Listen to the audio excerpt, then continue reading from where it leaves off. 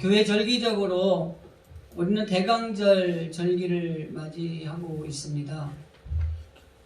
앞에서 또 언급을 해드렸지만은 대강절은 성탄절을 기점으로 주님이 오시는 예수님을 맞이할 준비를 하는 그 4주간의 기간을 대강절이라고 말을 합니다. 그래서 이 기간에는 특별히 예수님을 맞을 준비를 하는데 정말 이 땅에 오신 예수님을 기쁨으로 맞이하는 것, 그리고 그 예수님이 이 땅에서 우리에게 원하시는 것들을 이루어가는 것, 더 나아가서 이제 다시 오실 주님을 맞아들일 준비를 하는 그런 절기가 대강절이라고 할 수 있습니다.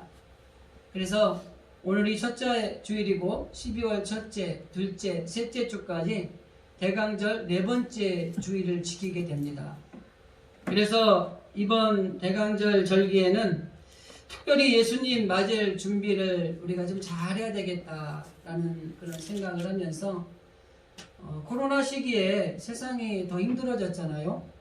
그래서 올해는 여러분들이 꼭 예수님을 잘 모셔드렸으면 좋겠어요. 매년 오는 대강절이고 매년 오는 성탄절이에요. 그런데 여러분 이런 걸 생각해 보셔야 돼요.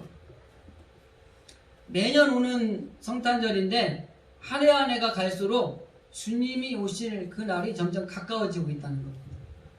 작년보다는 올해, 그죠? 올해보다는 내년에 더 가까워지고 있어요. 그래서 우리가 예수님을 맞이한다, 이게 성탄절이 매년 오니까 너무 쉽게 대강절도 대강대강 지키고 성탄절도 예수님 오시나 보다 그렇게 그냥 지켜나가고 올해는 코로나 때문에 이 성탄절이다는 뭔 분위기도 안 나지만은 뭐 그런 걸 어떻게 행사를 할 수도 없고 어떤 진행을 하기도 어려운 시기가 되어버렸습니다. 그렇지만 정말 중요한 건 외식적으로 보여지는 어떤 것들은 아닐지라도 정말 우리가 예수님이 정말 우리 마음에 모셔드리기 위해서 우리가 이 대강절 4주간 동안에 어떻게 주님 맞을 준비를 해야 될 것인가, 이게 우리에게 중요한 요소라고 하는 겁니다. 화려한 네온 사인이나 뭐 성탄절 추리나 캐롤이나 이런 것들이 정말 없어지는 그런 시기라고 할지라도 정말 내가 우리 주님을 모셔드리는 이 마음, 그리고 준비하는 그 마음은 그 어느 해보다도 조금 다른 그런 의미를 가지고 올 한 해 여러분 대강절을 보내시면 참 좋겠다 싶어서 이번 4주간에 걸쳐서 특별히 다시 오실 예수님을 우리가 어떻게 하면 잘 맞이할 수 있을까, 그런 말씀을 중심으로 4주간 은혜를 나누고자 합니다. 오늘 첫 번째 시간으로는 예수님을 맞을 준비, 즉 예수님의 오심은 비움과 채움이라고 하는 관점에서 우리 자신을 좀 돌아보려고 합니다. 우리가 예수님을 맞이해야 되는데 어떤 준비를 해야 될 것인가? 비우고 채워야 된다는 겁니다. 여러분, 비움이라는 것은 뭔가 있는데 완전히 없애야 되는 것을 비움이라 그래요. 채움이라는 것은 아무것도 없는데 그곳에 새로운 걸 갖다가 놓아야 되는 것이죠. 그래서 오늘 말씀을 통해서 정말 우리 주님을 우리 마음속에 모셔드리기 위해서 내 마음에서 비워야 될 것은 무엇이고 그 비운 마음에 채워야 될 것은 무엇인가, 이 말씀을 가지고 은혜를 나누면서 저와 여러분이 정말 예수님을 잘 맞을 준비를 하는 오늘 이 예배의 자리가 되었으면 좋겠습니다. 비움과 채움이라는 것은 한마디로 요약을 하면 새로운 변화입니다. 오늘 우리가 읽은 본문의 말씀의 하반절 22절과 24절 말씀을 제가 한번 봉독해 드립니다. 너희는 유혹의 욕심을 따라 썩어져가는 구습을 따르는 옛사람을 벗어버리고, 이게 비움입니다. 오직 너희의 심령이 새롭게 되어 하나님을 따라 의와 진리와 거룩함으로 지으심을 받은 새 사람을 입으라, 이게 채움입니다. 즉 오늘 성경의 말씀을 통해서 하나님께서 우리에게 주시는 말씀의 핵심은 버릴 건 버려서 비워야 되고, 그리고 채울 건 채워서 새로운 것으로 가득하게 만들어야지, 이것이 바로 예수님 맞을 준비를 하는 중요한 요소다, 이거를 핵심적으로 말씀하고 있는 것입니다. 여기에 이 말씀을 한마디로 요약하면 우리의 삶을 완전히 새로운 것으로 바꾸라고 하는 것입니다. 여러분, 우리가 이 그리스도로 말미암아 새롭게 되었잖아요. 그래서 우리가 많은 단어를 쓸 때 말하면 변화받아야 된다라는 말을 쓰죠. 근데 여기서 말하는 이 비움과 체험에서 말하는 것은 변화되는 걸 이야기하는 게 아니라 완전한 재창조를 이야기하는 겁니다. 주택을 리모델링 하는 거하고 재건축하는 거하고 다르잖아요. 그죠? 변화되는 것이 리모델링이에요. 재건축은 완전한 재창조입니다. 예수님을 맞을 준비를 하는 우리의 심령의 비움과 체험이라고 하는 이 단어를 통해서 우리가 새로운 변화를 가져야 된다라고 하는 이것은 핵심은 뭐냐면 완전히 새롭게 창조되어야 되는 것을 말씀하고 있는 겁니다. 실제적으로 로마서에 보면은 바울이 인간의 죄의 성향에 대해서 이렇게 말씀하고 있습니다. 로마서 3장 23절 말씀에 모든 사람이 죄를 범하였음에 하나님의 영광에 이르지 못하였다. 사람의 속성은 죄의 속성을 가지고 있다는 겁니다. 더 나아가서 로마서 3장 10절 이하의 말씀에 이렇게 말씀합니다. 의인은 없나니 하나도 없으며 깨닫는 자도 없고 하나님을 찾는 자도 없고 다 치우쳐 함께 무익하게 되고 선을 행하는 자가 없나니 하나도 없도다. 즉 우리의 인간의 죄성은 하나님을 따르지도 않고 하나님의 편에 서지도 않는 그런 의로운 인생을 살아가는 사람이 아무도 없다는 것입니다. 그래서 우리에게 필요한 건 변화가 아니라 새 생명, 재창조가 필요한 것입니다. 그래서 예수님이 우리의 죄를 대속하기 위해서 조금 변화를 시켜놓을 수도 있지만은 완전히 예수님이 십자가에 돌아가심으로 우리를 재창조시킨 거예요. 구원받는 하나님의 자녀가 되게 우리를 만들어 주셨다고 하는 것입니다. 이 모든 것들이 결과적으로 죄로 인해서 하나님과의 관계가 끊어진 우리의 관계는 이미 죽은 생명이라고 하는 것입니다. 영혼이 죽은 거예요. 근데 그 영혼이 다시 살기 위해서는 변화 가지고는 이룰 수 없는 것이고 재창조, 완전한 변화로 이루어지지 않으면 안 된다고 하는 것입니다. 결과적으로 우리의 모든 것을 그대로 두고 그리고 예수님을 모셔드리는 그 마음에 온전히 예수님이 들어오실 수 없는 것들로 가득하게 채워져 있다면 주님이 들어오실 수가 없는 거예요. 여러분, 이 자루에다가 이 바닥에서부터 차곡차곡 짐을 넣었어요. 아구까지 꽉 찼는데 넣을 건 더 많아요. 아무리 밀어 넣어야 다시 튀어나오지 않습니까? 우리 마음속에 주님을 모셔드려야 되는데 주님이 들어오실 수 있는 공간 없이 다른 어떤 것들로 가득하게 채워져 있다면 주님이 들어오실 수 있는 공간이 없는 거예요. 그래서 우리의 죄에 대한 속성을 완전히 비워야 되는 것입니다. 구습을 따라 살아가는 옛 사람을 벗어버려라. 즉 비워야 된다는 것입니다. 우리 마음속에 있는 시기, 질투, 미움, 기타 등등의 것들을 비워놓지 않으면 그곳에 주님이 들어갈 공간이 없다고 하는 것이에요. 비움과 체험의 과정에서 우리는 하나님의 자녀로 성장해 나가는 것입니다. 비워야 될 걸 제대로 비우고 그 비운 자리에 채워야 될 걸 온전히 채워가면서 하나님의 자녀로 한 단계 성장하는 거예요. 그게 믿음의 성장이라고 표현하는 겁니다. 여러분, 우리가 아마 처음에 예수님을 만나고 교회에 왔을 때는 뭐 잘 알지도 못했지만은 내가 가진 기득권을 포기하는 거 참 어렵잖아요. 그죠? 그런데 이 신앙의 하나님과의 관계에서 비울 건 비우고 그 비운 자리에 하나님의 것, 뭐 말씀, 하나님의 뜻, 막 예수 그리스도, 복음, 진리 이런 걸로 채워가면서 한 단계 한 단계 성장해 나가는 거예요. 그러니까 지금 우리가 이 신앙의 성장한 단계에 이르러진 겁니다. 그래서 예전에 옛사람의 우리가 구습을 따라 살아갔던 그런 것들을 자꾸 버리는 훈련을 통해서 그 버리고 난 뒤에 새로운 것으로 채우면서 한 단계 신앙이 성장하고 한 단계 믿음이 자라나는 거예요. 그게 바로 하나님의 자녀로 성장해 나가는 과정이라고 하는 것입니다. 그래서 우리는 그 과정이 뭐예요? 첫째는 예수 그리스도를 구주로 영접하는 겁니다.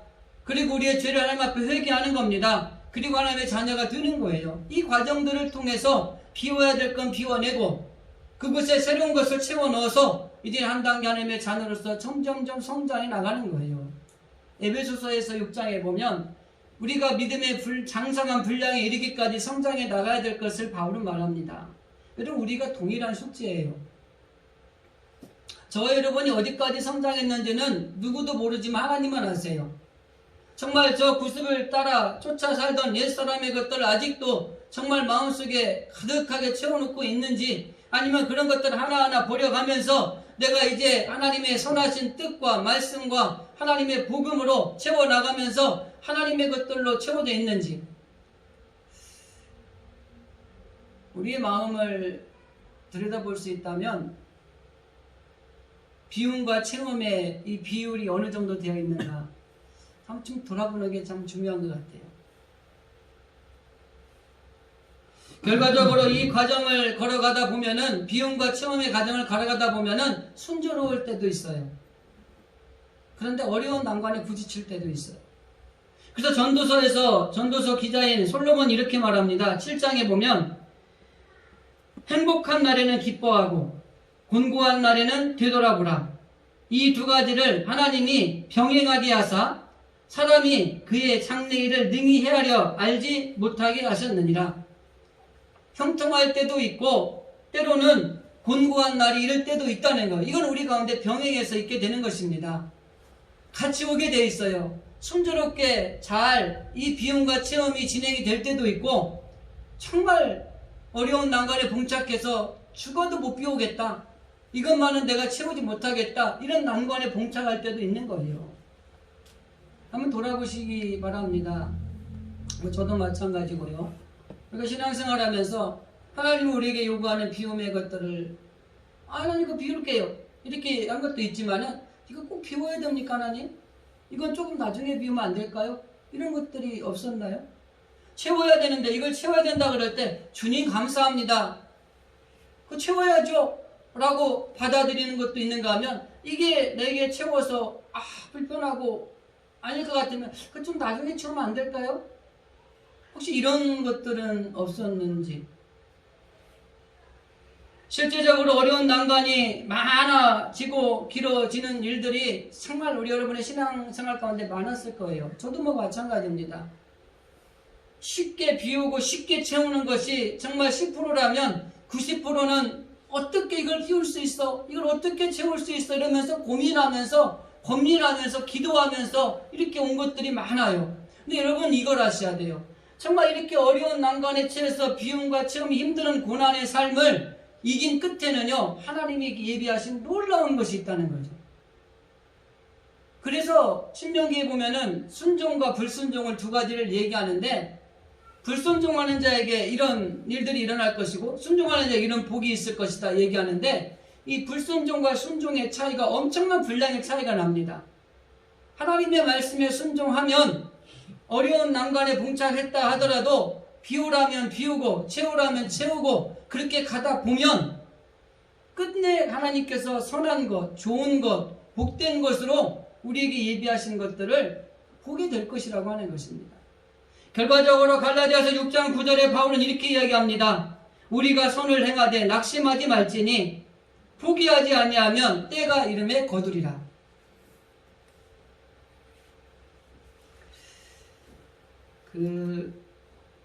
아이를 낳을 때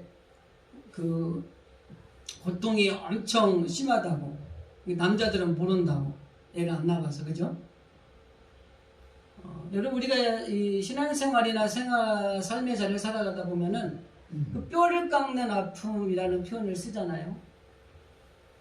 그 뼈를 깎는 아픔을 견뎌내면은 거두게 되는 게 이게 성경의 진리입니다. 그래서 성경에 많은 하나님이 복을 받고 하나님 앞에 위대하게 사용되어진 성경의 인물들을 보면 인내하고 기다리고 이것을 무수히 훈련을 하신 분들이라는 걸 알 수 있어요. 결과적으로 지금 어려운 난관에 봉착해 있다고 할지라도 이것을 잘 인내하고 낙심하지 않고 포기도 하지 않고 기다리면 때가 되면 거두게 되는 놀라운 축복을 주시는 것이 하나님이시고 성경의 진리라고 하는 것입니다. 그렇기 때문에 때로는 힘들고 어려움이 있지만은 여러분, 우리가 이겨내시기를 바랍니다. 벼농사를 지어 보신 분들은 잘 알겠지만은 이 무자리에서부터 시작해서 이 벼가 쌀알이 되기까지는 많은 물이 필요합니다. 그런데 여러분, 어느 정도 자라면은 그 논에 물을 빼줍니다. 왜 빼주는지 아세요? 물이 많아야지 이 벼가 잘 자라고, 물을 빠져서 이 논이 바짝 말리면은 이 죽을 것 같으죠? 근데 그래야지 이 벼가 튼튼해진답니다.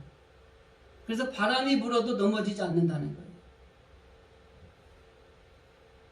모든 생명체도 마찬가지입니다. 비옥한 아주 좋은 땅에서 자란 장미는요, 향기가 별로 아름답지 않고 진하지 않답니다. 그런데 오히려 열악한 조건에서 자란 장미는요, 향기를 진하게 낸다는 거예요. 나무가, 이 나뭇가지가 막 흔들리고 바람이 흔들려야지 이 뿌리에 있는 영양분이 위에까지 올라와서 튼튼해지는 나무가 된답니다. 마찬가지로 그리스도인들도 똑같습니다. 우리가 풍성하고 형통하고 잘 되면 좋을 것 같지만은 때로는 우리의 삶 가운데 힘들고 어려운 고난, 난관이 있어야 우리가 더 영적으로도 잘 성장할 수 있고 거기 하나님의 은혜를 깨달을 수 있고 튼튼하게 자라날 수 있는 기틀이 된다고 하는 것이에요. 그러니까 우리가 형통이라는 단어를 잘 생각하셔야 돼요. 만사형통, 원하는 대로 된다. 그럼 이게 만사형통이고 좋은 거라고 보는데 아니에요. 원하는 대로 되는 게 좋은 게 아니에요. 하나님이 원하시는 대로 되는 게 좋은 겁니다. 그래서 그 하나님이 원하시는 건 때로는 저에게 막 축복이 될 수도 있지만 고난이 될 수도 있고요, 시련이 될 수도 있고요, 질병이 될 수도 있어요. 그게 하나님의 주시는 형통인 거예요. 방법이신 거예요. 하나님은 때로는 우리에게 고난을 통해서도 이미 우리의 길을 예비해 놓으시는 놀라운 축복의 통로가 있다는 것을 우리가 알아야 된다고 하는 것입니다. 우리가 더 많이 성장하고 어떻게 보면은 더 잘 이렇게 하나님 앞에 의지하고 또 주일에 나와서 오늘도 예배를 드리는 것은 여러분의 삶 가운데 막 꽃길만 있어서 그런 게 아니라 어려운 일, 힘든 일, 안 되는 일, 이런 일들이 많이 있었어요. 근데 그런 것들을 인내하고 기다리고 기도하면서 걸어갔더니 하나님이 주시는 은혜를 체험하면서 지금 여러분들이 이런 신앙의 성장이 일어난 거예요. 그러니까 잘 되는 것만 가지고 할렐루야 할 게 아니라 좀 힘들고 좀 어렵고 그런 가운데서도 하나님은 우리의 영이, 우리의 삶이 튼튼해지기를 원하시는 거예요. 풍성한 물을 먹고 자란 벼는요, 바람 불면 다 쓰러져서요, 알곡을 거두기가 어렵습니다. 아주 비옥한 곳에 자란 장미는요, 상품성 가치가 떨어져요. 여러분, 튼튼한 나무는 흔들리는 바람에 흔들려서 때로는 힘들고 어렵지만 그 뿌리에서 공급을 받은 힘을 가질 때 튼튼한 나무가 될 수 있는 겁니다. 힘들죠? 어렵지요? 그러나 그런 일들을 통해서 하나님은 우리의 길을 예비해 놓으셨다는 사실을 기억하시면서 내가 더 영적으로도 더 튼튼하게 성장하고 지금 주어진 삶의 자리에서도 힘들고 어렵지만 이 일을 통해서 하나님께서 더 크고 좋은 것들을 예비해 놓으셨다는 사실을 꼭 기억하십시오.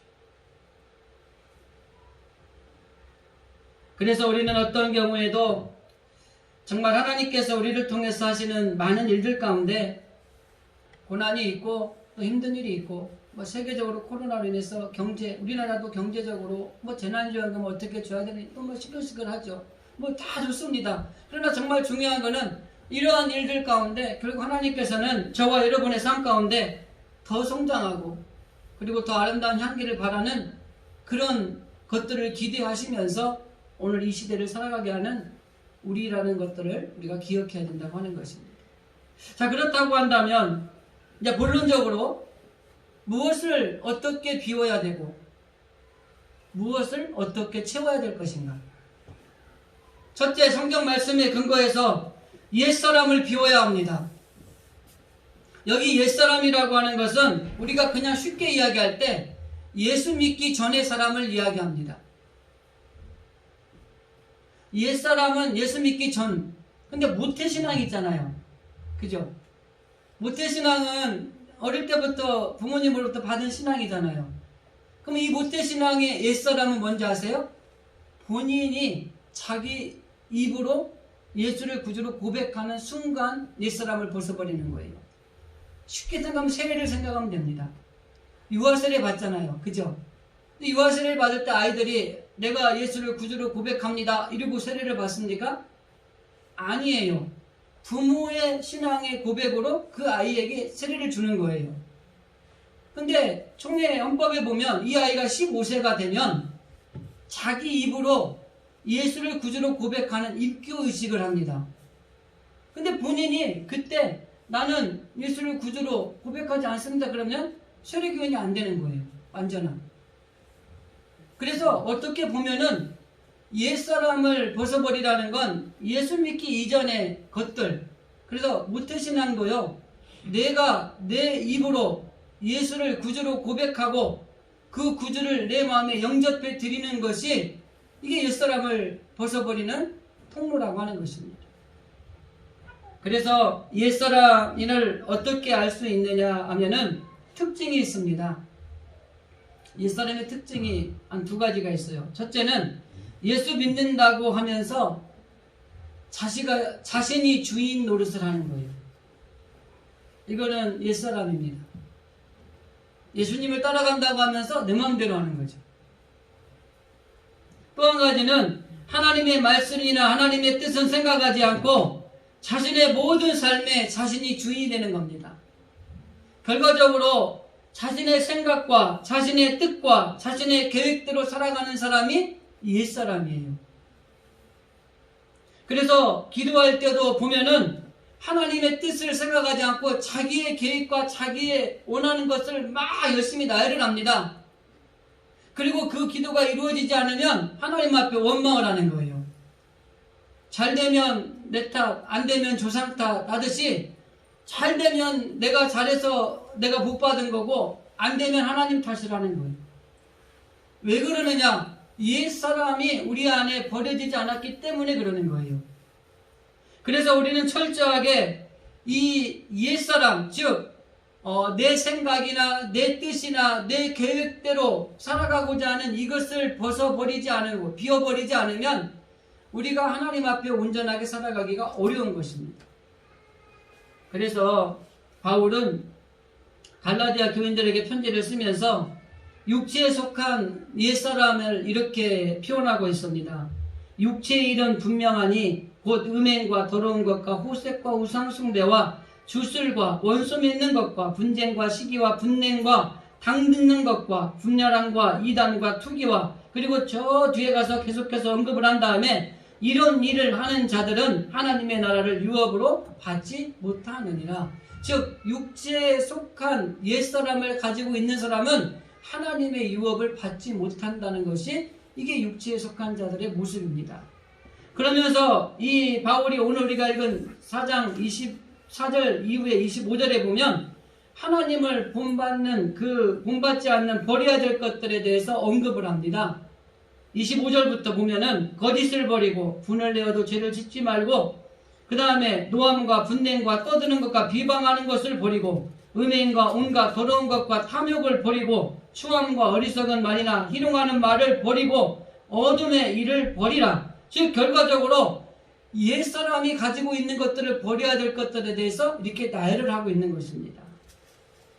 그건 우리가 하나님의 뜻, 하나님의 말씀 이것이 아닌 우리의 계획, 우리의 생각 또 우리의 뜻을 이루어가기 위해서 가지고 있는 것들이 있다면 그게 옛사람이라는 겁니다. 이걸 버려야 된다는 거죠. 우리가 살아가다 보면 참 많은 것들이 우리 마음속에 자리 잡고 있는 것들을 볼 수 있습니다. 이런 것들을 버려내지 않고는 하나님의 자녀로서 온전하게 살아가기가 매우 어려운 것이죠. 그래서 사람이 마음에 있는 것들로 결국은 그 자기의 것들을 행하면서 살아가게 되어 있어요. 그렇기 때문에 이것을 비워내지 않으면 어려운 겁니다. 그래서 누가복음 6장 45절 예수님께서 선한 사람은 마음에 쌓은 산에서 선을 내고 악한 자는 그 싹은 악의 싹을 내나니 이는 마음에 가득한 것이 입으로 말합니다. 결국 자신의 생활 속에서 말이나 행동들이 옛사람으로 나타나면 그것은 버려야 할 것이라고 하는 것입니다. 결과적으로 우리가 어떤 경우에도 하나님의 자녀가 되려면 하나님의 말씀에 벗어나는 것, 하나님의 뜻에 벗어나는 것들은 과감하게 버릴 수 있어야 된다고 하는 것이죠. 그래서 예수님이 그 빌립보서에서 바울의 말씀을 인용해서 예수님이 비워야 될 것이 무엇인가를 설명을 합니다. 자신을 비웠다고 이야기를 해요.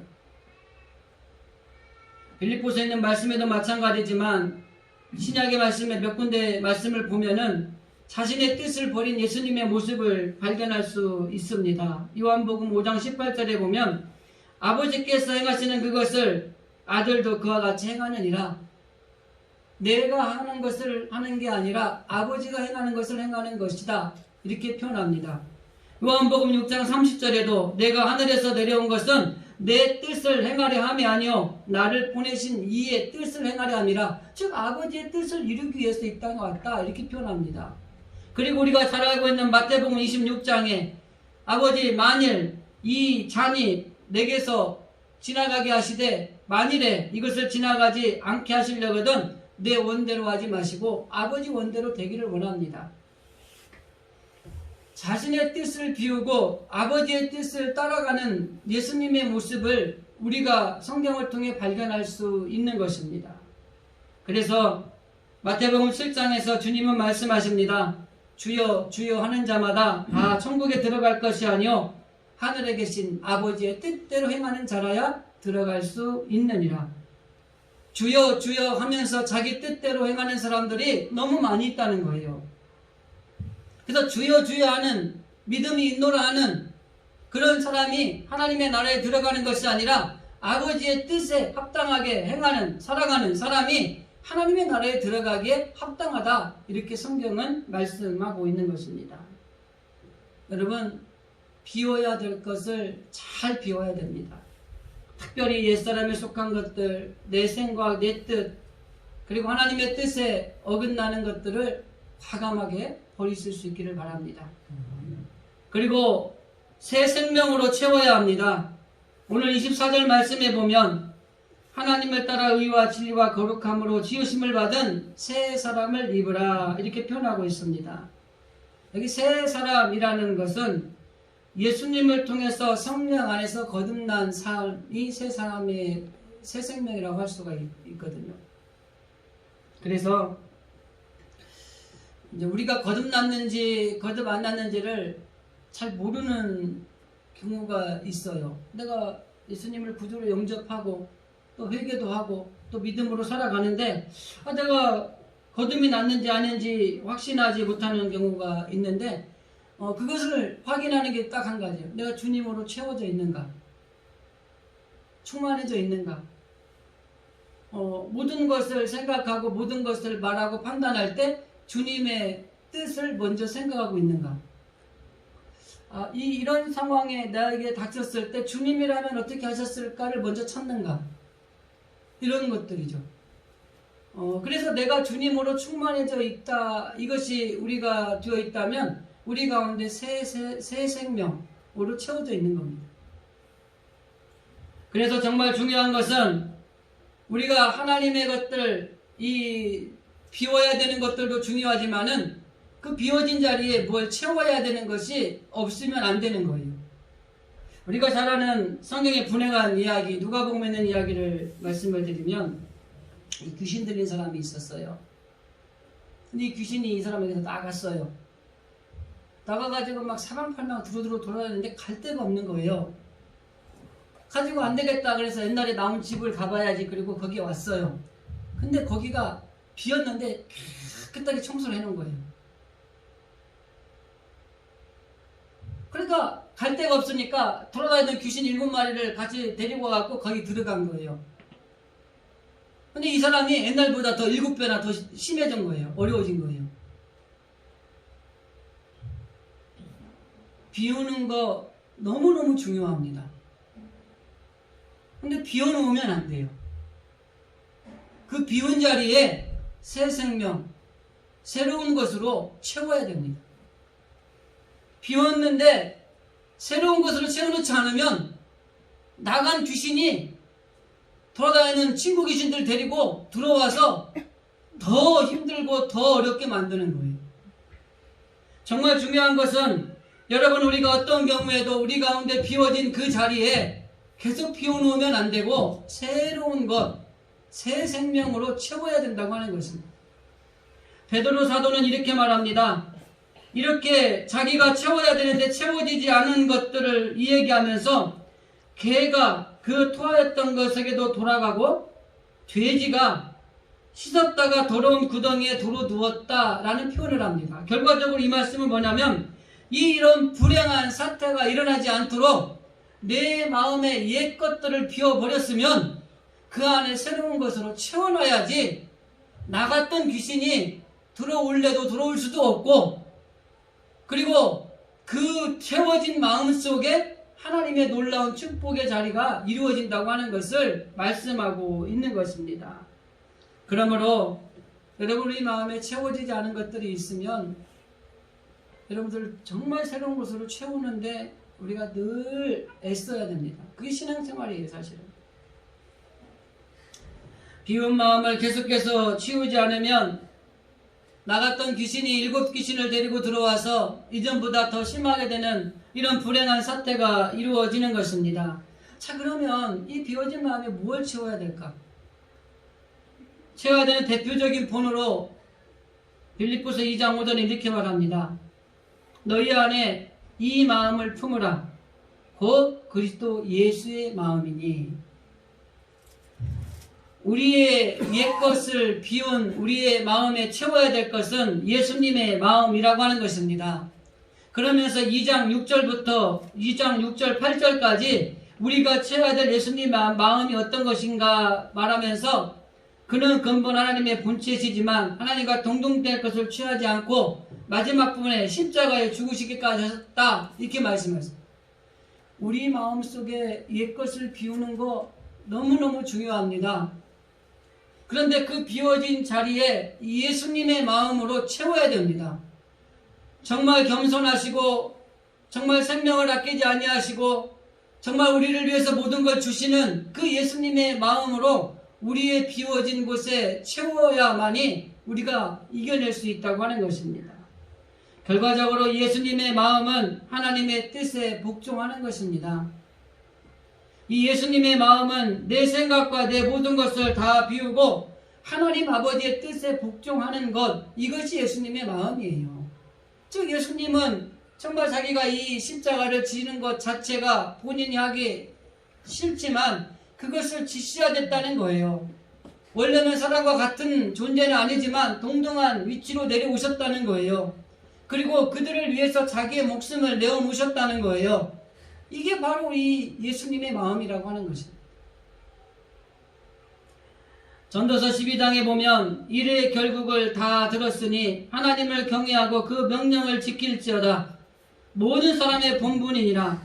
하나님의 모든 행위와 모든 은밀한 일을 선악간에 심판하시리라 말씀합니다. 여러분, 우리가 비워야 될 것은 분명하게 비워야 됩니다. 그리고 그곳에 예수님의 마음으로 채워질 때에 우리가 주님을 맞이할 준비를 하는 참된 진정한 예수님을 맞이하는 그리스도인이 될 수 있다고 하는 것입니다. 말씀을 정리합니다. 예수님으로 채워진 삶은 주님의 영광을 드러내는 삶을 살아가게 되는 것입니다.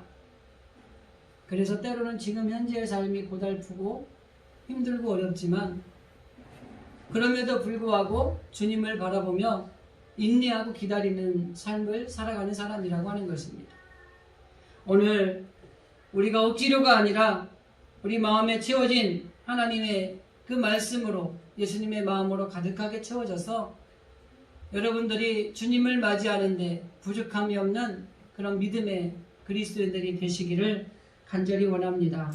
특별히 예수님의 오심을 감사하는 이 절기에 주님 오심을 감사합니다. 그리고 내 마음의 옛것을 벗어버리고 새로운 예수님의 마음으로 채우면서 정말 주님을 맞이하는 하나님의 자녀가 되겠습니다. 이렇게 결단하는 오늘 저와 여러분이 되어질 수 있기를 주님의 이름으로 간절히 기도드립니다. 기도하겠습니다.